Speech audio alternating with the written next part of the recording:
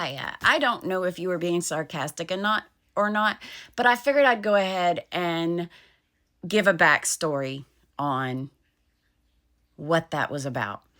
It was a voice message that I sent to Rabbit. If you don't know who Rabbit is somebody I wish I never would have met. I mean, a part of me really hates to say that because he's not a bad person. He is just a seriously fucked up person, but he is not a bad person. And 5 years ago, when I first met him, I thought if I just stayed the course, I could get in there. I tried to show him that I was safe. Like I wasn't going to do to him what other people did to him. Loving him destroyed me. Like most of the crap that is in my head these days, most of the fears and worries and neurotic crap is from dealing with him. It's not his fault though, because like I could have walked away and stayed away at any point in time. And if I could go back in time, I would have. I would have been like done. Especially since the email that sparked me wanting to do that voice message. So at the end of June, the beginning of June, he said he was going to come over. He's like, hey, I want to come over and see you. And, I'll text you later to get your address. And I was like, okay, cool. And I think I was like, you ain't going to show up, because he never does. That is one of the consistent things about Rabbit. Like he's consistently inconsistent, but consistently he doesn't show up. He'll say, I'm going to come over. Bet I'm going to be there. And then doesn't show up. And then I get radio silence when that happens. So when it happened this time at the beginning of June,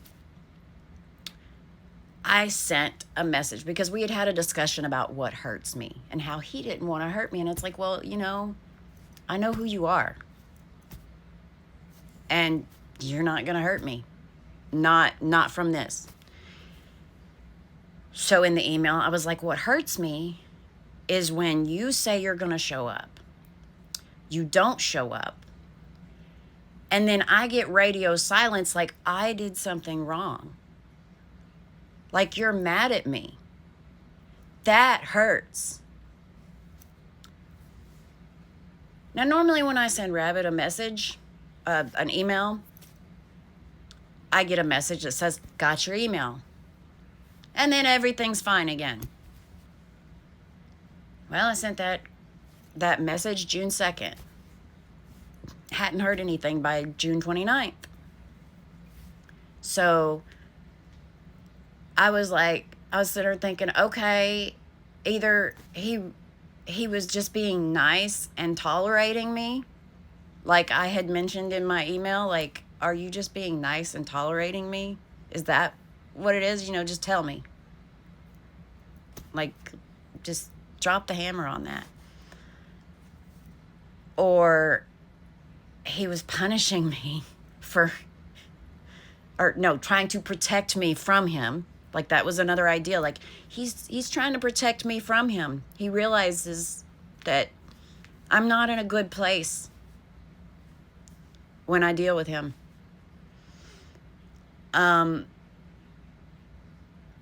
Or he's gone from this mortal coil. So I sent him a message and I was like, I hope you're not unalive. And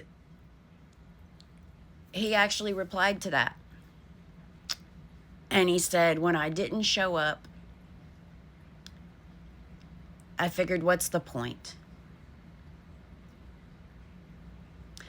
Now, when I replied to this email, like, thanks dude for communicating that, which in Ann speak, for me to call you dude, like, I don't call very many people dude. And if I have never called you dude before and I suddenly call you dude, that's passive aggressive for me. Be like, thanks, dude, for communicating that, you know? Like, I was kind of shitty when I read the thing and saw the what's the point.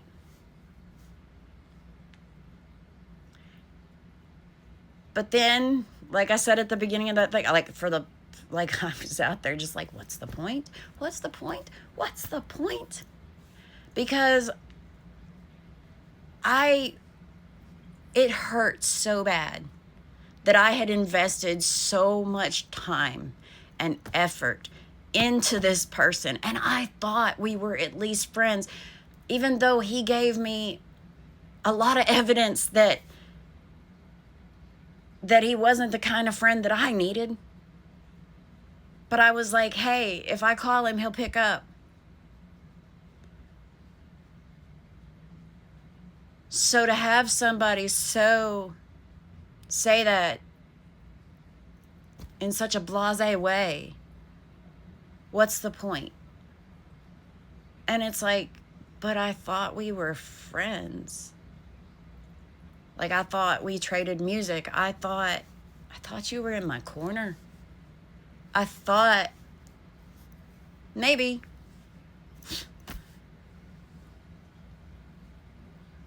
And I can't unlove this person. And so that's what that video was about.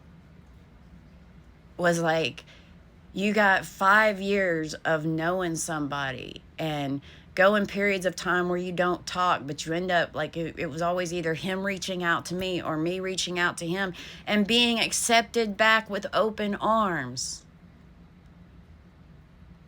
It was about hearing what's the point in communicating with you.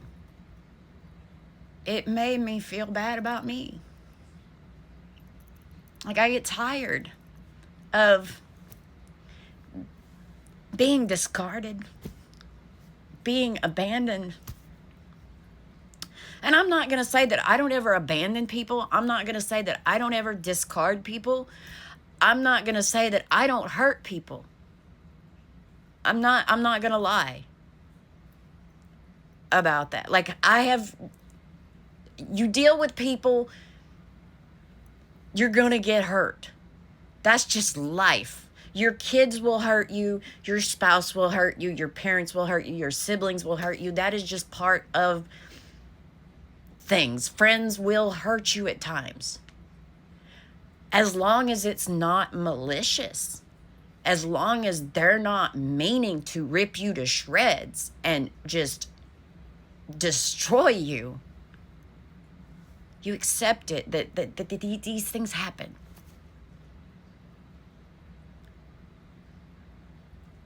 And that's what he had to say to me after 5 years.